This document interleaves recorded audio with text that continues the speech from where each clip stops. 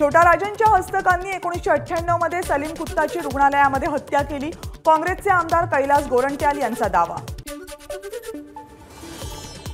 सुधाकर बडगुजर छोटा मासा त्यांचा गॉडफादर कोण आहे हे सगळ्यांना माहित आहे। कैलास गोरंट्याल यांनी त्यांच्याकडची सगळी माहिती पोलिसांना द्यावी, मंत्री दादा भुसेंचं वक्तव्य। सत्ताधारी आमदारांचं विधानसभेच्या पायऱ्यांवर सलीम कुत्ता प्रकरणी आंदोलन। सलीम कुत्ताच्या नावानं सत्ताधाऱ्यांची विरोधकांच्या विरोधात घोषणाबाजी। नाशिक पोलीस करणार सलीम कुत्ताची चौकशी। बडगुजर आणि सलीम कुत्ता मधल्या संबंधांची चौकशी होणार।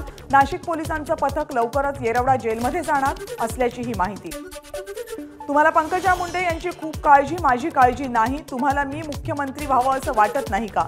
पंकजा मुंडेंच्या मुख्यमंत्री पदाच्या प्रश्नावर विनोद तावडेंचा पत्रकारांना प्रतिप्रश्न।